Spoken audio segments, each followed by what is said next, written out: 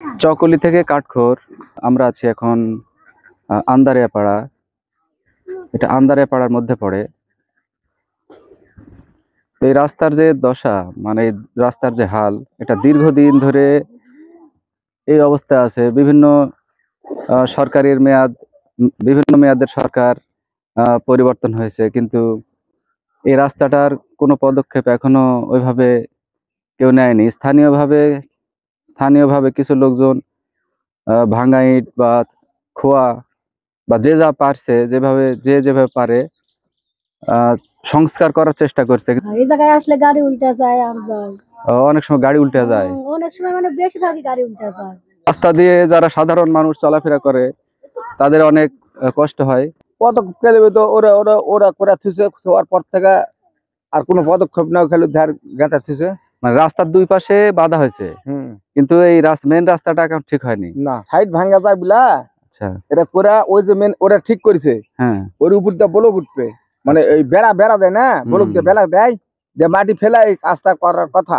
আচ্ছা, ওইখানে কাজ করার পরে টাকা কে মারা দিছে, মারা দিয়ে ফ্যান নেই। আমার 6টা প্যান্ডেল ভেঙেছে জায়গা। এই গাড়ির 6টা প্যান্ডেল ভেঙে 600 টাকা লাগছে। আচ্ছা। 2 লাখ টাকা লয়।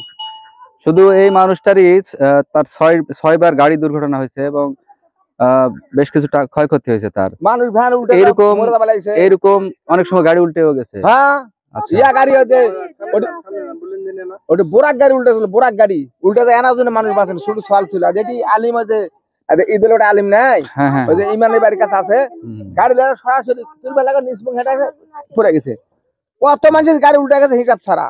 বৃষ্টি যখন হয়তো রাস্তা পিছলা হয়, পিছলার কারণে অনেকগুলো দুর্ঘটনা এখানে ঘটেছে এবং অনেক ক্ষয়ক্ষতি হয়েছে। তো মানে মানুষ মাসে লেখা উঠে এলা জায়গা গাড়ি বোঝা যায়, বেকরা হয়ে চলে যায়, চাকা বেকরা হয়ে চলে যায়।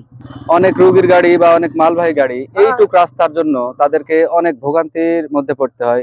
এই 100 ফিট জায়গা যেন আমাদের এখানকার মরণ ফাঁদ হিসাবে এই রাস্তাটা দাঁড়িয়েছে। এখানে বিভিন্ন সময় বিভিন্ন রকম দুর্ঘটনা ঘটে। সামান্য একটু রাস্তা, আসলে এটা কার দায়িত্ব আমি বুঝতেছি না। এখানকার স্থানীয় যারা লোকজন আছে তাদের মুখে শুনলাম যে দীর্ঘ 10 বছর এইভাবে আছে, বা আমরাও সচরাচর যাতায়াত করি এই রাস্তা দিয়ে। তো এই রাস্তার কিন্তু এখনো কোনো ওইরকম ঠিক করার মতো কোনো উদ্যোগ আসেনি। যদি সংস্কার হয় তাহলে দেখা যাচ্ছে যে হাজার হাজার মানুষ উপকৃত হবে। 8-10 বছরের বেশি হবে। আচ্ছা, তো এই রাস্তাটা দীর্ঘদিন এই অবস্থা আছে, চলাচল সমস্যা হয় না? অনেক সমস্যা হয়, লোকদের অনেক সমস্যা, যাওয়া আসা। এই রাস্তা পানি হলে তো অনেক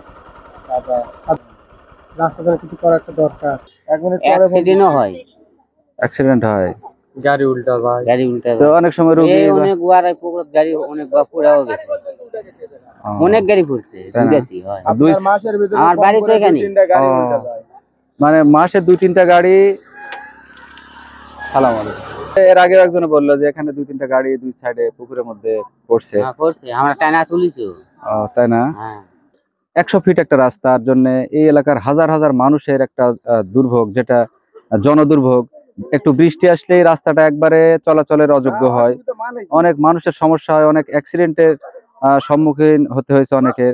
দুই পাশে যেহেতু পুকুর, অনেক গাড়ি উল্টেও গেছে। আমরা স্থানীয়দের সাথে কথা বললাম, পুকুরের মধ্যে অনেক গাড়ি গেছে। এটার আশেপাশে অনেক লোকজন জানে, এই রাস্তাটা কিন্তু অনেকেই চেনে, আমার বলার কিছু নাই। ধন্যবাদ সবাইকে।